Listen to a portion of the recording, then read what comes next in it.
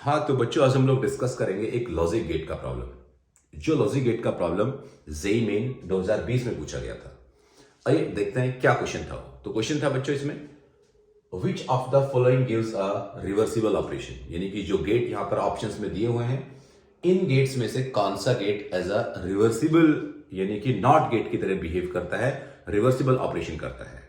Reversible operation क्या होता है, नॉट गेट का ऑपरेशन क्या होता है? तो ये ऑपरेशन होता है कि अगर हम मान लीजिए इनपुट 0 देते हैं तो उसका आउटपुट हमें उसका उल्टा 1 मिलेगा, और अगर हम इनपुट 1 देते हैं तो हमें उसका आउटपुट 0 मिलेगा, यानी कि हमें रिवर्स उल्टा करके आउटपुट देगा वो जो भी हम इनपुट दें। अब इनमें से कौन कौन से गेट यहां पर दिए हुए हैं? तो ये आपका हो गया नॉर गेट, ये आपका हो गया और गेट, सिंबल्स तो तुम्हें याद होंगे बच्चों।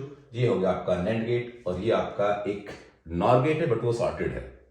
तो ऐसा हमें सोचना चाहिए कि अगर मान लीजिए हम इसको 2 इनपुट देते हैं तो एक आउटपुट हमें मिलने वाला है, बट अगर हमें 0 0 के अलावा या फिर 1 1 के अलावा जो भी इनपुट दूंगा उसमें 0 1 के केस में भी एक आउटपुट मिलेगा जो कि 1 होगा या 0 होगा, और इन तीनों केसेस में ऐसा ही होगा क्योंकि हम यहां पर 2 इनपुट दे रहे हैं तो हमें एक आउटपुट मिल रहा है, और वो आउटपुट 0 0 और 1 के केस में तो कुछ होगा।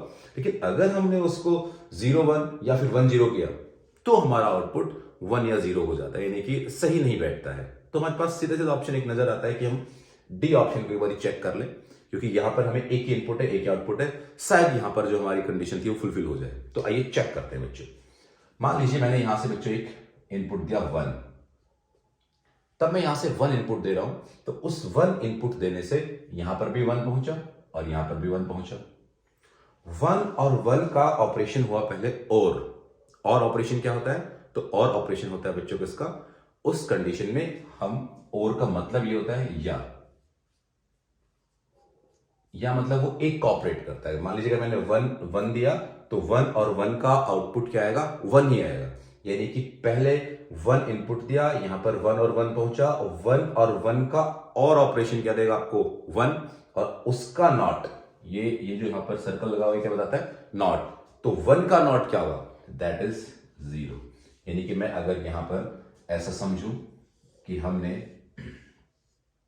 जो इनपुट दिया है ए और जो हमें आउटपुट मिला है वाई, तो हमने 1 इनपुट दिया 1 और 1 का और 1 और उसका नॉट क्या? 0।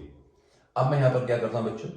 इस इनपुट को चेंज कर देता हूं, यानी कि पहले मैंने 1 दे के देखा, अब मैं इनपुट दे रहा हूं 0।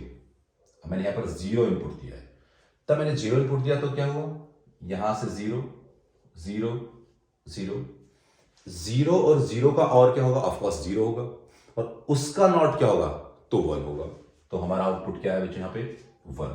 तो ये आउटपुट क्या मिला हमें? 1।